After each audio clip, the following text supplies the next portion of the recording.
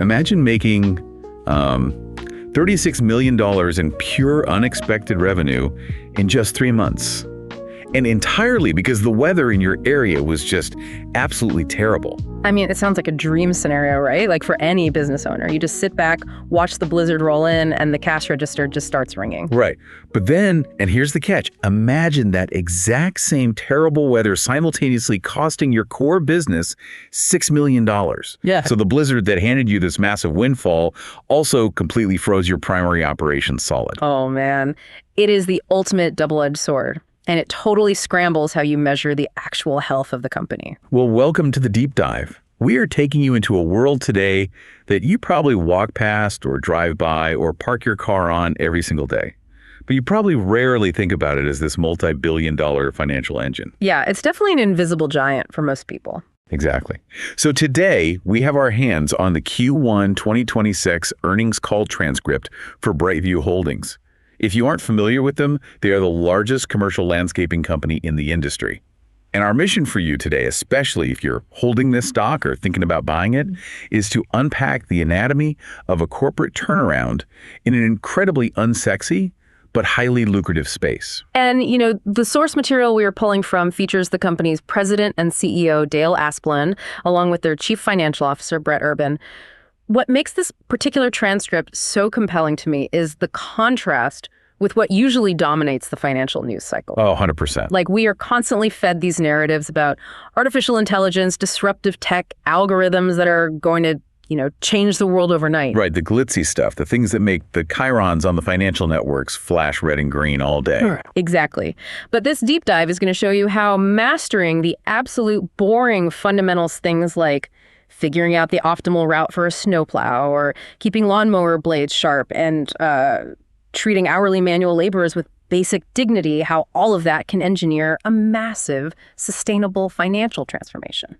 So before we even hit the specific numbers for this first quarter, we really have to establish the overarching narrative of what BrightView has been doing for the last couple of years. And the best way I can think of to frame this is the analogy of a leaky bucket versus a flywheel. Okay, I like that. Let's explore that a bit. How are you defining the leaky bucket here? Okay, so imagine you are running a business, right? And your business is a large wooden bucket. Your ultimate goal is to fill that bucket to the brim with water. The water represents revenue, signed contracts, net profits, all the good stuff. Right, the cash flow. Yes, but your bucket has massive holes drilled into the bottom of it. Customers are leaving because your landscaping crews are super inconsistent. Yeah. Employees are quitting after 3 weeks because the pay structure just doesn't work for their lives. Your trucks keep breaking down on the interstate. So the water's just pouring straight out the bottom. Exactly. And the previous strategy, and we see this in so many struggling companies across the market, might have been to just pour water into the top even faster. Like go out, spend a ton of cash, acquire smaller local landscaping companies, hire desperate salespeople, just pour and pour and pour to hide the fact that you are bleeding. Which is an incredibly expensive and exhausting way to run a company. It really is. You are essentially running on a treadmill just to stay in place. I mean, you have to spend a fortune on customer acquisition simply to replace the customers you alienated yesterday. Right. So what CEO Dale Asplund essentially did for his first 2 years at the helm was tell everybody to drop the pitchers of water. Just stop. He halted the aggressive, sloppy expansion. And he just spent 2 solid years down in the mud, plugging the holes. Getting back to basics. Exactly.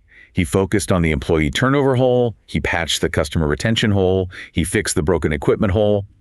And as we look at the raw data of Q1 2026, the thesis is that the bucket is finally completely sealed. And not just sealed. Now that it can hold water, they are attaching a motor to it. They are trying to turn the crank on a flywheel, shifting from a defensive posture of fixing those problems to an offensive posture of actually taking market share. Yeah, but to see if they are actually succeeding, we have to look closely at the headline numbers they just reported, because frankly, those numbers present a really fascinating contradiction right out of the gate. They really do. At first glance, they're wild. Let's break down those top line numbers.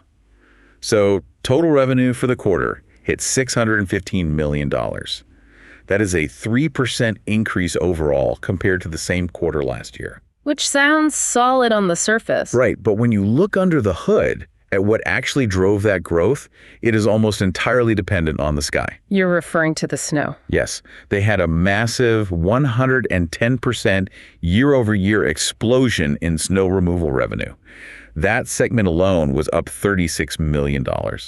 That is the windfall I mentioned at the very beginning of the deep dive. And we really need to contextualize what a $36 million jump in snow removal actually means operationally. Like, BrightView operates across the entire country, but when we talk about their Q1, which covers the deep winter months, the spotlight completely moves to their northern and midwestern branches. Because that's where the weather hit hardest. Exactly. This particular winter brought significantly higher than average snowfall across the Mid-Atlantic, the Northeast, and the Midwest. I remember reading about it. Markets like Chicago were seeing like 3 times their normal snowfall.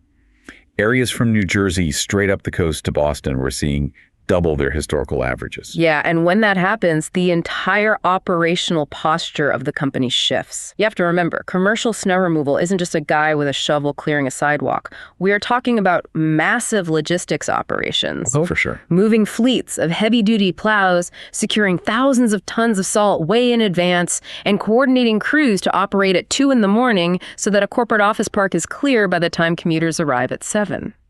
So when the weather delivers those storms, the revenue spikes violently. So the snowplows were running nonstop, and they booked $36 million in extra cash.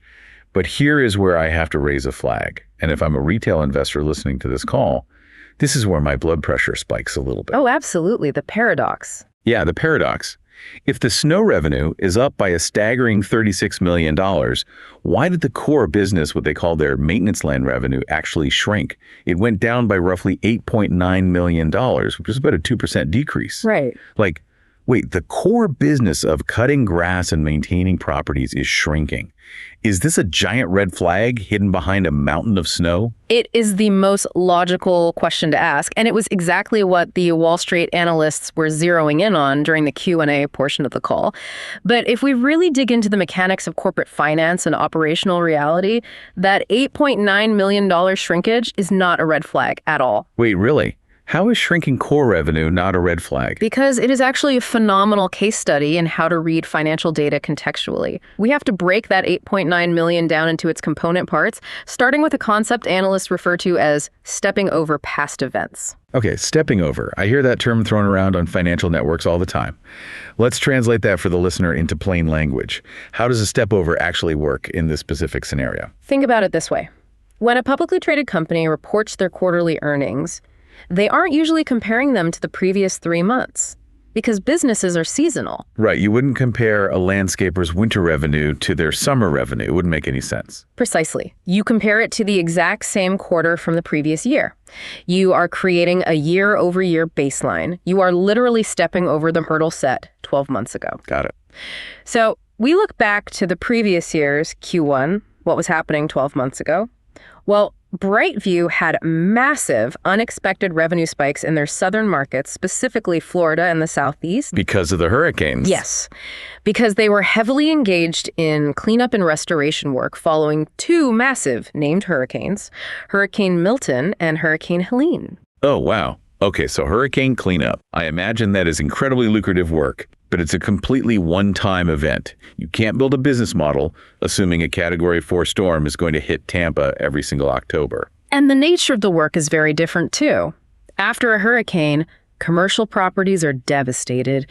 BrightView crews are deploying heavy machinery, chainsaws, massive debris removal trucks. They're practically doing logging work at that point. Exactly. They are clearing fallen oaks off of corporate campuses, repairing destroyed hardscaping, completely replanting flooded areas. Because it is emergency work, it often commands premium pricing, and it drives a massive temporary spike in revenue. So the hurricane work from the prior year set an artificially high baseline. Yes. That hurricane work accounted for about $3.5 million in revenue in the prior year's Q1. So right off the bat, when comparing this current quarter to last year, you're starting in a $3.5 million hole. Because there were no hurricanes this year to clean up. Right. There are no equivalent hurricanes in the Southeast. You are stepping over an anomaly. Okay, that makes perfect sense. You can't fault a company for not having a hurricane to clean up. But let's look at the math. That only accounts for $3.5 million of the $8.9 million drop in the core land business. Where did the remaining $5.4 million go? Here is where the physical reality of the business collides with the spreadsheet. And it goes right back to the snowfall paradox we discussed. About $6 million of that direct hit to the land maintenance revenue was caused by the snow itself. Wait, I want to make sure I'm understanding this. The exact same blizzards that made them $36 million in the snow segment simultaneously cost them $6 million in their landscaping segment. That is the paradox. You have to strip away the financial terms and just think about the physical reality of what it means to be a landscaper in February. Right. Commercial landscaping isn't just running a murder over a lawn. A huge part of their margin comes from what they call ancillary services. This is planting seasonal floral displays, laying down fresh mulch for the spring, executing courtyard redesigns, pruning delicate trees. The high-end stuff that makes a property look premium. The stuff with the fat profit margins. Yes. Now imagine you are the branch manager for BrightView in Chicago. You have a massive contract to install a beautiful new hardscape and plant 100 new shrubs at a corporate headquarters. But the ground is currently buried under 24 inches of snow and ice. And the temperature is 0 degrees. You physically cannot do the work. You literally cannot dig a hole in frozen dirt. Exactly. Your crews are out driving the plows and spreading salt, which generates the $36 million in snow revenue. But your landscaping crews cannot touch the soil. Right, you cannot plant a shrub in ice. Therefore, you cannot bill the client for that landscaping work. The severe winter weather forces a total freeze, pun intended, on all core land maintenance in those affected regions. It's such a grounded reality check. Sometimes we get so caught up in the numbers moving up or down on a screen that we forget there are physical human beings trying to move dirt with shovels out in the real world. Totally. And beyond just the maintenance side, they also reported a hit to their development segment. Oh, right. I think it was a 7% drop in development. Yeah, a 7% decrease. Now, development is different from maintenance. Development is large-scale, new construction landscaping. So like a developer building a brand new public park or a tech company building a massive new corporate campus. Exactly. BrightView's development segment comes in and installs the entire exterior environment from scratch. The irrigation systems, the mature trees, the retaining walls. And I'm guessing that 7% drop is for the exact same reason. The exact same reason. The CFO, Brett Urban, noted that the drop was driven heavily by project delays in their northern markets. If a construction site in Boston is buried in a blizzard, the entire project timeline gets pushed back. Because BrightView can't lay the irrigation pipes if the construction crews haven't even been able to finish pouring the concrete foundations because of the weather. Precisely. So taking all of this in, how is management framing this narrative for Wall Street? Because at the end of the day, investors don't really like excuses. Losing revenue is losing revenue, regardless of whether it's a hurricane or a blizzard, right? Oh. If I hold this stock, I want to know why I shouldn't sell. Normally, yes, Wall Street hates excuses. But what's fascinating here is how effectively management is framing this not as lost or destroyed revenue, but as delayed capacity. Delayed capacity. Right. Brett Urban was very clear and deliberate on this point. In the commercial landscaping industry, extreme weather functions as an unpredictable pendulum. Explain the pendulum concept for us. When the pendulum swings violently toward massive snowstorms, you make a windfall in the snow removal segment. But the momentum of that swing simultaneously pauses your land and development projects. However, and this is the crucial distinction, those landscaping projects do not disappear. Because the corporate campus still needs its trees planted eventually. The homeowners association still has a budget for spring mulch. The park still needs to be built. Oh, exactly. The client didn't cancel the contract. They just said, hey, we'll do this in April when the ground thaws. Oh, I see. The revenue is simply pushed out of the first quarter and deferred into the spring and summer quarters. It is delayed, not destroyed. That completely changes how you look at that 2% shrinkage. If you take the core health of the business and you subtract the $3.5 million hurricane anomaly that they stepped over, and you subtract the $6 million of work that was literally physically impossible to perform under feet of snow, the underlying normalized land business was essentially flat. Maybe even slightly growing as they entered the winter season. That is the exact mathematical case the CFO was making. They didn't lose the structural contracts. They just haven't been able to execute the high-margin ancillary work yet. Okay, that makes sense financially. And as an investor, that's reassuring. But honestly, it also highlights something kind of terrifying about this specific industry. What's that? Well, if the weather is this unpredictable pendulum-like, if a warm winter crushes your snow revenue, but a freezing winter pauses your landscaping revenue. How do you sleep at night as the CEO? How does BrightView build any sort of predictable economic moat when your quarterly earnings are completely at the mercy of the jet stream? It's a great point. You can't control the jet stream. You can't negotiate with a blizzard. So you have to build your moat by focusing intensely on the variables you actually can control. The things inside the building. Right. You can't control the weather, but you have absolute control over who is driving the snowplow, who is planting the shrubs, and whether or not those people actually care about their jobs. Which brings us perfectly into the real meat of this turnaround story. We are shifting our focus from the sky to the ground. The second major theme we extracted from these sources is all about fixing the foundation of the company by fixing the frontline worker. This is, without a doubt, the most crucial and impressive part of Dale Asplund's strategy. From the very first day of his tenure as CEO, his stated priority was the frontline crew members. He explicitly wanted to make BrightView the employer of choice in the landscaping industry. And we really need to pause and appreciate how rare that rhetoric is on a Wall Street earnings call. Think about the standard corporate playbook when a new CEO comes into a struggling, underperforming company. What do they usually do? They announce a massive cost-cutting initiative. Every single time. They lay off the bottom 10% of performers. They offshore the HR and IT departments to save on salary costs. They try to squeeze every drop of margin out of the existing workforce. The focus is almost always on reducing headcount to appease shareholders in the short term. Right. But Asplund comes in and essentially says, look at our organization. The hourly guys out there with the weed whackers, the blowers, and the shovels, they are the most important part of this entire billion-dollar enterprise. Because he recognized a fundamental truth about service businesses. Without the frontline worker, the entire operation grinds to an absolute halt. You have to understand the labor dynamics of commercial landscaping. Finding and retaining reliable manual labor is notoriously difficult. It's brutal work. It is incredibly physically demanding. You are out in the blazing heat of August and the freezing cold of January. The days are long. And historically, across the entire industry, it has incredibly high turnover rates. People burn out. They find an indoor job that pays 50 cents more an hour, and they just leave. So how do you actually fix that? How do you keep people around in such a brutal industry? You change the financial reality of their daily life, and the result they announced on this call was a 30% improvement in employee turnover over the last 2 years. Wait, 30%? A 30% reduction in people quitting in a manual labor industry. That is absurd. Yeah. We were talking about a company with roughly 18,000 employees. Keeping 30% of them from walking out the door is a monumental cultural shift. It is massive. And let's break down why Wall Street actually cares about a cultural shift, because it's not just about feeling good. Think about the hidden financial costs of employee turnover. Every single time a crew member quits, the financial bleeding starts. Walk me through that. What does it actually cost when a landscaper quits? First, you have the direct costs. You have to spend money advertising the open position on job boards. You have to pay a branch manager to spend hours interviewing candidates instead of selling new business. You have to pay for background checks and drug screenings. And then even when you hire someone, they aren't immediately profitable, right? Not at all.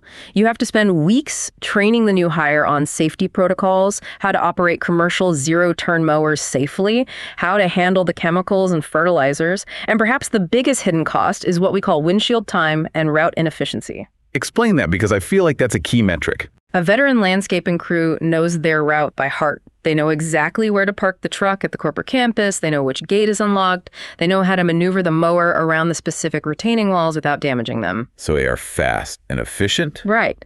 But a brand new hire doesn't know any of that. They are slower, they make mistakes, they sit in the truck longer, figuring out where to go. So the productivity of that entire truck plummets while the new guy gets up to speed. That is fascinating. So every departure is literally thousands of dollars in lost productivity and administrative costs down the drain. Therefore, a 30% reduction in that churn is a massive structural injection of saved capital straight to the bottom line. Absolutely. It juices the margins. But again, you can't just mandate that people stop quitting. You have to actually do something. And the sources gave a really specific, tangible example of the tactics management used to achieve this. And I think we need to spend some time exploring it. They introduced a program called Advanced Pay. This is one of the most brilliant operational shifts in the entire transcript.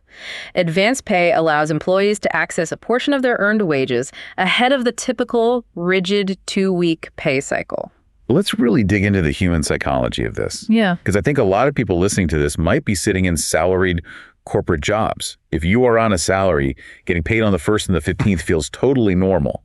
You have a buffer in your checking account, you put your groceries on a credit card and pay it off. Right, you don't even think about it. But for an hourly frontline worker, the financial reality is entirely different. Life happens fast, and the margins are razor thin. The financial tightrope is incredibly thin. Exactly. Imagine you are an hourly crew member. It's Tuesday. You are driving to the BrightView branch at 5:30 in the morning, and your car blows a tire. It's going to cost $200 to replace it. But you don't get paid until next Friday. What do? Historically, you have terrible options. You might take out a predatory payday loan with absurd interest rates, which traps you in a cycle of debt. Or, worse, you just can't afford to fix the car. And if you can't fix the car, you can't get to the branch. And if you can't get to the branch, you miss your shift. You miss a few shifts, you either get fired, or you just quit out of frustration because you feel like you're drowning. Yes. So by instituting this advanced pay program, BrightView isn't acting like a bank. They aren't giving the employee a loan. They are simply updating their payroll technology to allow the employee to access the money they have already earned on Monday and Tuesday to pay for the flat tire on Wednesday. It provides immediate financial stability and flexibility. If the water heater breaks at home or there is an unexpected copay at the pediatrician for their kid, the employee can access their own capital instantly. It treats the employee with dignity. It recognizes the reality of their life. And from a purely selfish corporate perspective, it keeps that employee focused on safely operating heavy machinery instead of being distracted and stressed about how their bank account is overdrawn. It ensures they actually show up the next day. And showing up is the magic phrase here. Because providing financial stability to the hourly worker directly and immediately translates to consistent service for the end customer. Which brings us to the second half of that leaky bucket equation. The customer retention correlation. Yes. This is where the human resources strategy morphs into a hard, measurable financial metric. The transcript gives us some really stark historical data to look at here. In 2023, before Dale Asplund's turnaround really took hold, BrightView had a customer retention rate of roughly 79%. We really need to pause and translate what a 79% retention rate actually means in practice, because it sounds like a passing grade on a high school test, but in business, it is a disaster. It really is. It means that every single year, you are permanently losing 21% of your total customer base. You are losing 1 out of every 5 clients you have. I cannot even fathom the stress of managing a sales team in that environment. Imagine being the VP of sales. You start every fiscal year on day 1, knowing that you have to somehow go out and replace 21% of your entire multi-billion-dollar revenue stream just to report 0 growth, just to break even. You are sprinting backwards. It's that treadmill we talked about earlier. It is virtually impossible to achieve sustainable, profitable growth with a 21% churn rate. You are taking all of your acquisition dollars, all of your marketing budget, all of your sales commissions, and you are spending it just to replace the logos that walked out the back door angry. You aren't expanding your footprint at all. And why were they leaving? Because the crews were constantly turning over. A property manager at a high-end retail center doesn't want a different crew showing up every week who doesn't know how to prune their specific rose bushes. No, they want consistency. But look at what happens when you fix the root cause. Because the employees stopped quitting thanks to better pay structures and culture, the service became highly reliable. The exact same veteran crew showed up to the exact same property every single Tuesday. They learned the nuances of the landscaping. Exactly. They noticed when a sprinkler head was broken before the client even had to call it in. And because the service stabilized and became predictable, the customers stopped leaving. Fast forward to this Q1 2026 earnings call, and they reported that customer retention has improved by 450 basis points, bringing it up to 83.5%. Let me jump in and translate that for a second. When analysts use the term basis points, 100 basis points equals 1%. So a 450 basis point improvement means retention jumped by exactly 4.5%. Thank you. Yes. And Dale Asplund made it very clear on the call that he will not be satisfied until they are keeping over 90% of their business. He views 90% as the gold standard. Which is incredibly ambitious for this industry. It is, but the progress they've already made is undeniable. In fact, the source material provides a really fascinating look at the granular branch-level data. They don't just measure retention at the national corporate level, they track it across their entire local branch network. Break down what they showed on that data. Just 2 years ago, only 20% of their local branches were operating above that elite 90% retention rate. In just 24 months of focusing on the frontline workers, they have shifted the entire bell curve. Now, 30% of their branches are operating above that 90% mark. That is a massive operational shift. It means the local branch managers are finally building real long-term relationships in their communities.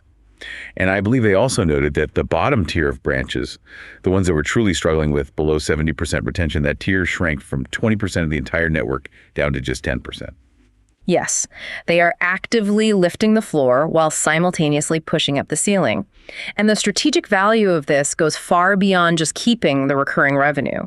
The longer a customer stays with BrightView, the stronger the trust in that relationship becomes. Right, because if I am a property manager and your crew has been reliably cutting my grass and plowing my snow without a single complaint for 3 years, I trust you. Exactly. And a client who trusts you with the basics is infinitely more likely to trust you when you pitch a massive, complex, high-margin project. The ancillary stuff. Right. Right. When the BrightView manager says, hey, your main courtyard is looking really dated, we can rip it out and install a beautiful drought-resistant hardscape for $50,000, the client signs off because the trust is there. You have to earn the right to cross-sell. And that leads us to the most exciting part of this entire turnaround. We've established that the bucket is officially plugged. Employee turnover is down dramatically. Customer retention is stabilizing. The foundational culture is solid. When you have a solid foundation, you no longer have to play defense. You can finally go on the offensive. This is where you grab the handle and start turning the flywheel. Right. So, if the buckets are sealed, where does the new water come from? How do they actually accelerate top-line revenue? Welcome to the growth engine. BrightView is now actively deploying their capital to aggressively hunt for new business. And they aren't just running a few Google ads, they're literally building an army. A massive localized sales army. During their previous Investor Day presentations, management outlined a highly strategic plan to expand their revenue-generating organization by a staggering 50%. The ultimate goal is to add 500 net new sales professionals to the company by the year 2030. And what's wild is that they aren't waiting around for the economy to get perfect before they start hiring. They are pacing way ahead of their own expectations. They added 100 new sellers in the second half of fiscal 2025, and they just added another 80 sellers in this single Q1 2026 quarter alone. That is an increase of approximately 20% in their sales headcount in a very condensed time frame. But an important structural question arises here, and it's one we need to explore for anyone analyzing this business model. When a company hires nearly 200 salespeople in less than a year, how are they actually deployed? You can't just hand a guy a laptop and a phone book and say, go sell landscaping. You need a highly defined organizational structure. And the transcript breaks this down into two distinct categories of sellers. I love the terminology they use here. It's classic sales theory. You have the new business sellers and the customer-facing support team. Or, to use the industry shorthand, you have the hunters and the farmers. It is the optimal structure for a service business. Let's look at the new business sellers first, the hunters. Their entire mandate is out in the field. They are knocking on doors, they are cold calling commercial real estate developers, they are pitching hospital procurement departments. Their only job is to acquire brand new logos and expand BrightView's total addressable market share. Exactly. And we should paint a picture of what that B2B sales cycle actually looks like, because it's not like selling a gym membership. Not at all. Selling a multi-million-dollar landscaping and snow removal contract for, say, a massive pharmaceutical headquarters is a highly complex relationship-based cycle. The hunter has to identify the lead, secure a meeting with the facility manager, conduct a massive site survey of the property, build a comprehensive pricing proposal, present it to a budgeting committee, negotiate the terms, go through legal review, and finally win the RFP, the request for proposal, against 3 other local competitors. It is a massive heavy lift just to get the client to sign the base contract. But once that ink is dry, the hunter's job is essentially done. And they hand the account over to the second group, the customer-facing support team, the farmers. Right. The farmers take the new logo that the hunter just secured, and their job is to cultivate it. They are the primary point of contact for the client.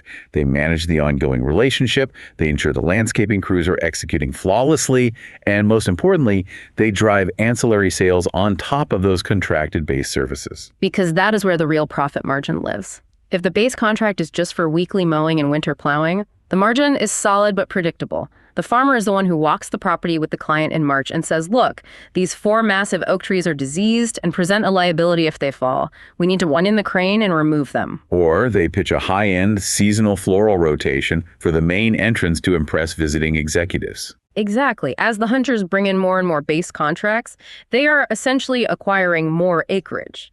And the farmers then have a much larger field to harvest those high-margin, discretionary ancillary projects. It is a brilliant tandem structure. Okay, the structure makes total sense. And the hiring pace is incredibly aggressive. But if I'm an analyst dialing into this call or a retail investor looking at the quarterly report, I'm looking at the macro numbers. I'm seeing total revenue growth of only 3%. I'm seeing the core land revenue shrinking by 2%. And I'm looking at the CFO and asking, where is the ROI on all these salaries? You hired 100 people 6 months ago. You just hired 80 more. Why are we not seeing a massive top-line growth explosion right now? And this brings us to one of the most important concepts to understand when analyzing public companies, and one that CFO Brett Urban spent a significant amount of time highlighting on the call, the concept of a leading indicator. They pointed everyone to a slide in their presentation deck where they introduced a metric to the public called the land contract book. Let's spend some real time defining this because this is the absolute pulse of their future growth. To understand what the contract book is, you first have to understand the composition of BrightView's total revenue. The company generates about $1.7 billion in total land maintenance revenue annually. Okay. Historically, management has stated that roughly 2/3 of that $1.7 billion is contracted, recurring business. That is the weekly mowing, the guaranteed basic maintenance, the things the client signs a contract for a year in advance. The remaining 1/3 is that discretionary, as-needed ancillary work we just discussed. Okay, let me do the math. 2/3 of $1.7 billion is roughly $1.15 billion. So that $1.15 billion is the base. It is the annuity. They know that money is coming in regardless of whether the farmer sells an extra tree removal. Exactly. It is the bedrock of the company. And what Brett Urban revealed on this call is that over the last 3 consecutive quarters, the size of that specific land contract book has grown by 2%. Now, a 2% growth rate might sound completely anemic if you are used to looking at hyper-growth software stocks.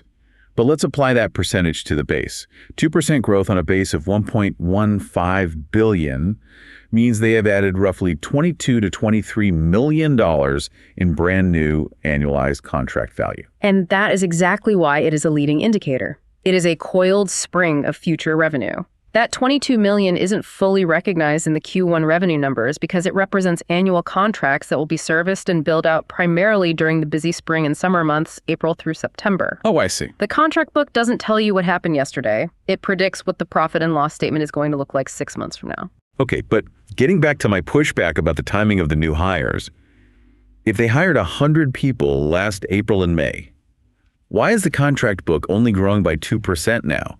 Shouldn't 100 new salespeople be generating way more than that? Not immediately, no. And this is due to the time to productivity lag inherent in complex B2B sales. We walked through that massive sales cycle earlier, the site surveys, the budgeting committees, the legal reviews. You cannot hire a salesperson off the street and expect them to close a hospital contract in 30 days. Right, they have to build a pipeline from scratch. The management team explicitly outlined this ramp-up timeline for analysts. When you hire a new B2B sales rep, the first 6 months are almost entirely a sunk cost. They are in training, they are shadowing veteran reps, they are learning the pricing software, and they are making hundreds of cold calls just to try and get a first meeting. They are barely productive. The company is essentially subsidizing their salary while they learn the industry. Yes. From month 6 to month 12, they start to figure it out. The pipeline matures, they start to close smaller deals, they gain traction. But it isn't until they cross that 12-month tenure mark that they are considered fully mature, fully productive sales professionals capable of hitting their major quotas. So let's overlay that timeline onto the hiring data they give us. The 100 people they hired in the second half of 2025, say last April, May, and June, are only just now in this Q1 2026 period, crossing that 9 to 12 month threshold. Right. They are just now shaking off the training wheels and starting to become productive, which is what is finally printing that 2% growth in the contract book. Exactly. It's a delayed reaction, which means the 80 brand new sellers they just added this quarter won't be fully productive until late 2026 or early 2027.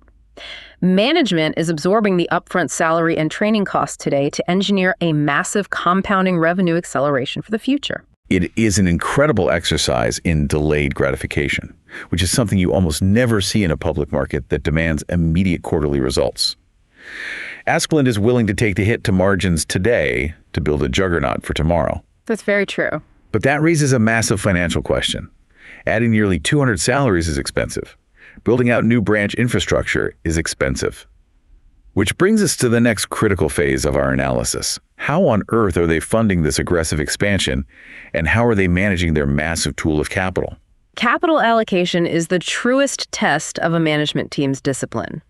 You can have a great operational strategy, but if you mismanage the balance sheet, the company fails. Fortunately, BrightView is currently sitting in a very strong position. They reported having about $500 million in total liquidity. Furthermore, they have a very favorable debt structure. They're levered at about 2.4 times. Let's translate that leverage metric for a second, because levered at 2.4 times is deep Wall Street jargon. When they say that, they mean their total outstanding debt is 2.4 times their annual cash earnings. Correct? That is correct. It is a ratio of total debt to EBITDA earnings before interest, taxes, depreciation, and amortization. A ratio of 2.4 is considered incredibly healthy and conservative for a company of this size in a steady service industry. And to make it even safer, they have no major long-term debt maturities coming due until 2029. So they aren't stressed by high interest rates right now. They have breathing room. They have a $500 million war chest. And based on the transcript, they're deploying that capital in three very distinct, highly strategic ways. First, they're aggressively modernizing their physical and digital infrastructure. They're in the middle of a massive fleet refresh. Which ties directly back to their primary goal of being the employer of choice. You cannot look an hourly worker in the eye and tell them they are valued if you are forcing them to drive a rusted-out 15-year-old truck that breaks down on the highway every other week, leaving them stranded without air conditioning. It destroys morale. And it destroys customer trust when the crew is late because of a blown transmission. So they're buying fleets of new trucks. And the CFO noted that by the end of this current fiscal year, almost all of their production vehicles will have finally hit their targeted average age. And the financial implication of finishing that refresh is huge. It creates a massive cash flow tailwind. Because they have been buying so many trucks, their capital expenditures have been running very high, about 6.5% of their total revenue. But once the fleet is modernized later this year, that spending drops off a cliff. Where does it go? Capital expenditures will return to a normalized historical range of roughly 3.5% to 4%. That difference represents tens of millions of dollars in free cash flow that will suddenly be available for other uses next year. Okay, so the physical trucks are upgraded. But they're also upgrading the digital infrastructure, which sounds boring, but is critical at scale. They noted they finally implemented Workday for their human resources systems, moving away from a litany of disjointed legacy IT platforms. When you are trying to manage payroll, benefits, performance reviews, and advanced pay mechanics for 18,000 employees spread across hundreds of local branches, having a single unified HR platform is not a luxury. It is a structural necessity to prevent administrative chaos. But honestly, the more fascinating tech upgrade they discussed is their brand new field service management software. Yes, this is something they are actively rolling out to the branches as we speak. I think they mentioned over a third of the entire network is already operating on it. Now, my immediate thought, whenever a large corporation touts a new, sophisticated software platform, is layoffs. You buy an algorithm to fire middle management. But Dale Asplund was incredibly intentional in how he categorized this. He explicitly stated that this software is not a labor-cutting tool. Which goes against every standard Wall Street assumption. Exactly. Instead, Asplund called it a capacity-creating tool. I want to dig deep into that distinction because the mechanics of how this works are brilliant. To understand it, you have to look at the daily logistics of a landscaping crew. Imagine a crew of 3 guys. They clock in, load up the mowers onto the trailer, and they get their assignment for the day. They have to hit 6 different commercial properties spread across a large metropolitan area. Historically, the route they took might have been planned by a branch manager just eyeballing a map, or by the driver just deciding which way to go. Which means the route is probably highly inefficient. They are crisscrossing town, backtracking, sitting in rush hour traffic, waiting at long left turn signals. In the service industry, we call that windshield time. It is the absolute enemy of profitability. It is unbillable time where you are still paying the crew their hourly wages, you're burning expensive diesel fuel, putting wear and tear on the truck, but you are not generating a single dollar of revenue because they aren't cutting grass. They're just sitting in traffic. So how does the new software fix that? It tackles what mathematicians call the traveling salesman problem.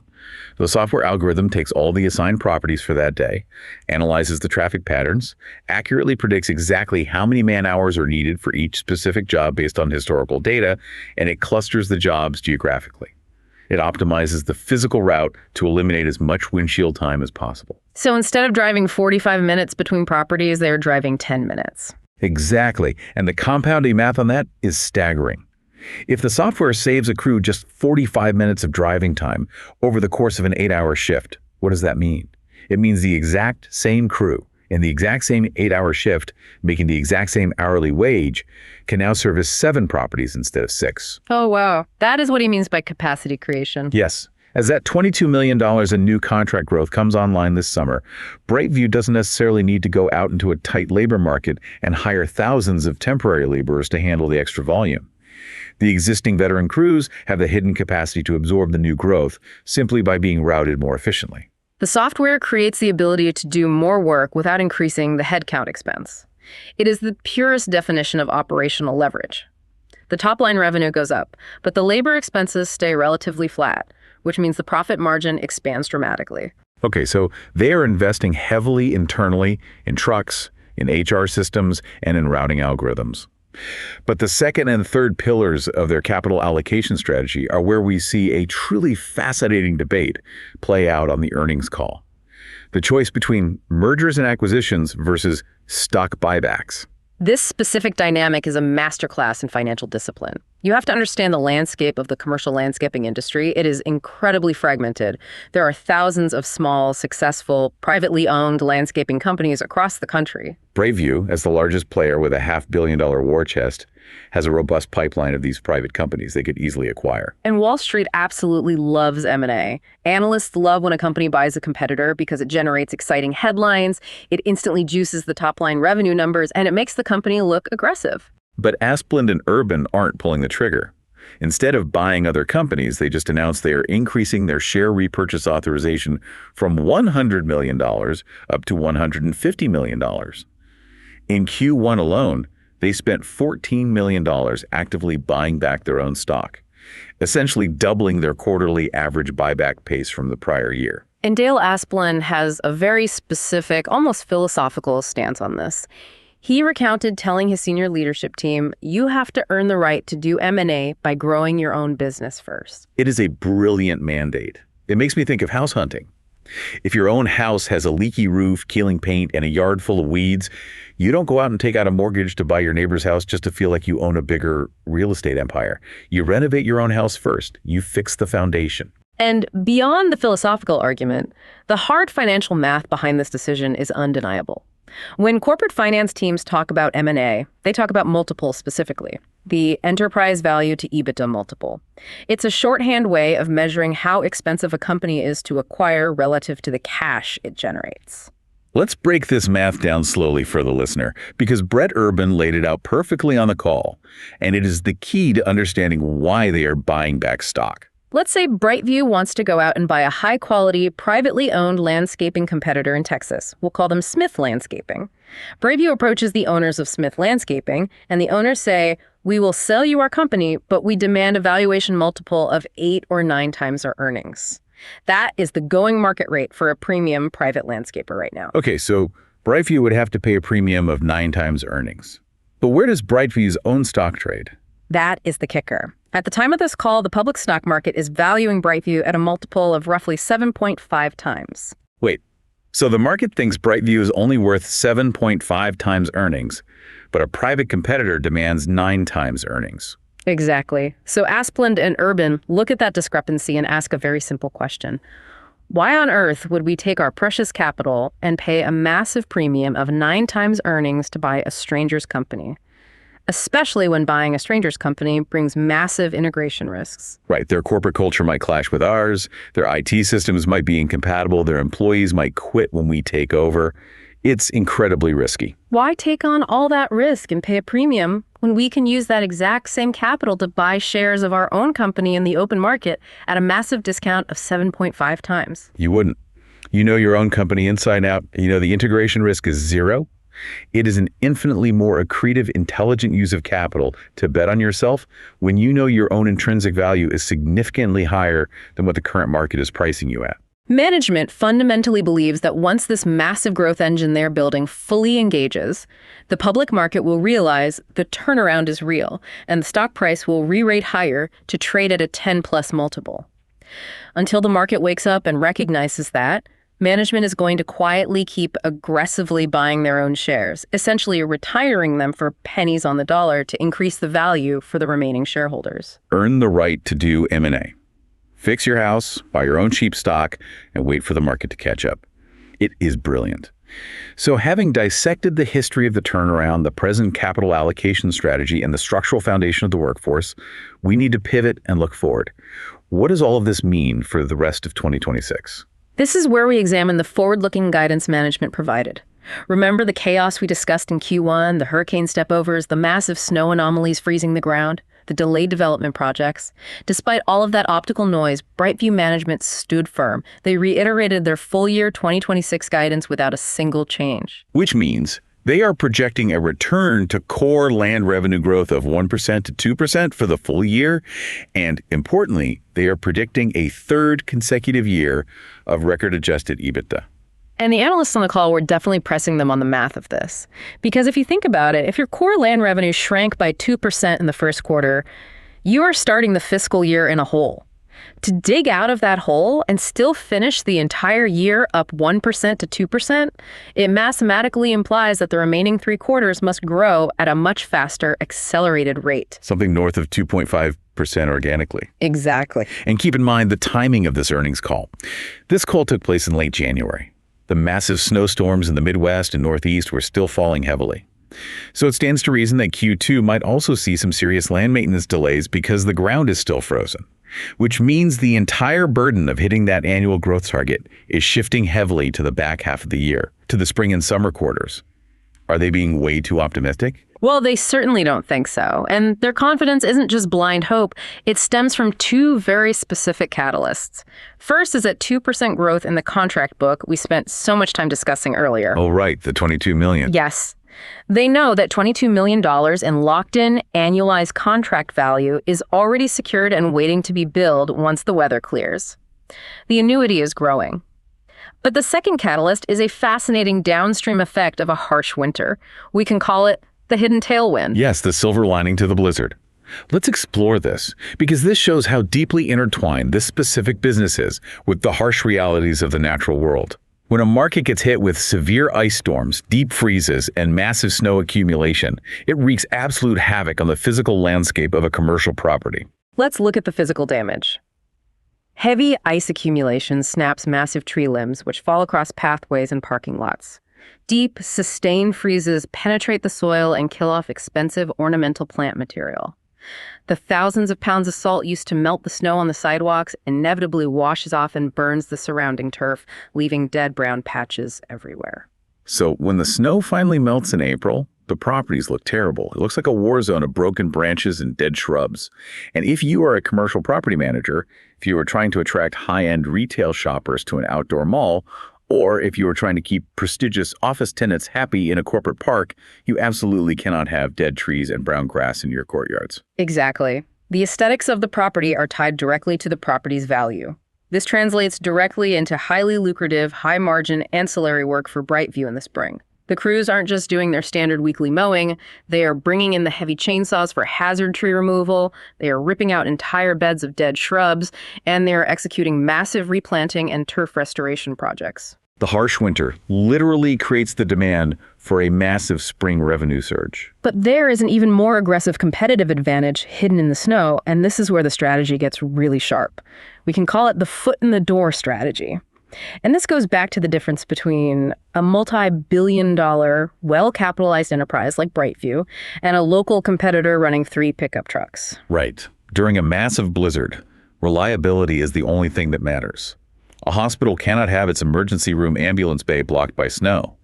A distribution center cannot have its loading docks frozen shut, preventing supply chains from moving, period. The stakes are incredibly high. And as Asplund noted on the call, anyone can promise to clear snow when they are sitting in an air-conditioned office signing a contract in July. But when 18 inches of heavy, wet snow drops on Chicago overnight, the reality changes. The local incumbent landscaper's plow breaks down because they couldn't afford a new fleet. Or their underpaid crew just doesn't show up in the freezing cold because they don't have advance pay and they don't feel loyalty to the company. Suddenly, that hospital or that distribution center is in a state of absolute emergency. And that is when their phone rings. Customers in distress whose primary providers have completely failed them call BrightView for emergency snow rescues. Because BrightView has the massive modernized fleet. They have the capital to secure thousands of tons of salt before the season even starts. And most importantly, they have the reliable veteran workforce that actually shows up at 2 a.m. because they are treated well. And here's the kicker, the real genius of the strategy. BrightView doesn't just clear the snow, send an invoice and say you're welcome. They use that emergency rescue as a weapon to capture market share. They anticipate booking $5 million in incremental annualized contract value just from these emergency rescues alone. Because the conversation naturally transitions from emergency response to long-term partnership. The stressed property manager says, "Thank you so much for saving us during the blizzard. Our other guy totally failed, and we almost had to shut down." And the BrightView sales rep, one of those hunters we talked about earlier, says, "You're welcome. We are happy to help. But let's be honest. If your current provider failed you on the snow removal when the stakes were highest, they are probably going to fail you on the spring landscaping too. Why don't you fire them and sign over the year-round comprehensive contract to us right now?" It is brilliant. They use the winter reliability crisis to poach year-round, high-margin land maintenance contracts from their struggling, undercapitalized rivals. They prove their worth in the absolute worst conditions imaginable, which makes selling the sunny days incredibly easy. And you have to connect the dots back to the beginning. That $5 million in expected new poached contracts is a direct result of being the employer of choice. Think about it. If you don't have the veteran crews ready to deploy at 2 a.m. in a blizzard because your turnover is 50%, you can't execute the emergency rescue. And if you can't execute the rescue, you don't get the meeting with the property manager. And if you don't get the meeting, you can't poach the summer landscaping contract. The entire multi-million-dollar growth engine traces directly back to how they treat their hourly worker. Which brings us to the ultimate bottom line of this entire deep dive. We started this hour by talking about the glitz and glamour of tech disruption and AI. We expect turnarounds to be born in Silicon Valley laboratories. But BrightView Holdings is a profound story of doing the unsexy, gritty things exceptionally well. It is a masterclass in foundational business management that any executive could learn from. They stop the bleeding, not by firing people, but by investing in them, reducing employee turnover by 30%. That consistency stabilized the customer base, pushing retention up to an elite 83.5%. With a solid foundation, they aggressively deployed capital to hire a 500-person sales army to hunt for new market share. And while waiting for that sales force to mature and become productive, they utilized their free cash flow to buy back their own undervalued stock instead of overpaying for risky acquisitions. They patched every hole in the bucket, they filled it with water, and now they are spinning the flywheel with incredible discipline. And whether you are a retail investor analyzing a stock portfolio, a mid-level manager trying to figure out how to run a cohesive team, or just someone who is insanely curious about how the hidden gears of the world actually work, the relevance of this story is universal. The primary lesson here is that true operational leverage does not always come from a new software patch or a disruptive artificial intelligence model. Sometimes the most powerful leverage a company can possibly generate comes from simply keeping your employees happy, financially secure, and respected so that they consistently show up on a freezing Tuesday morning and clear the snow. It's almost radical in its simplicity, but the numbers prove that it works. Which leaves us with a final provocative thought for you to ponder as you go about the rest of your day. We were living in a corporate era where almost every major enterprise is obsessed with automating their workforce. The dominant narrative is all about minimizing human labor, maximizing algorithms, and replacing frontline jobs with technology to save a few cents on the margin. It is the relentless pursuit of efficiency over humanity. But BrightView just proved the exact opposite. They proved that reinvesting directly into human frontline workers, giving them advanced pay structures, buying them better trucks, optimizing their routes to make their days easier, and giving them structural respect is actually their absolute biggest competitive moat. It's the core engine of their billion-dollar financial turnaround. So if the lowest tech, most manual labor-intensive industry in the country can drive record profits by simply striving to be the employer of choice, what does that say about how the rest of the corporate world is currently treating its human capital? It is a massive question, and one that every executive should be asking themselves. We'll leave you with that. Thanks for joining us on this deep dive.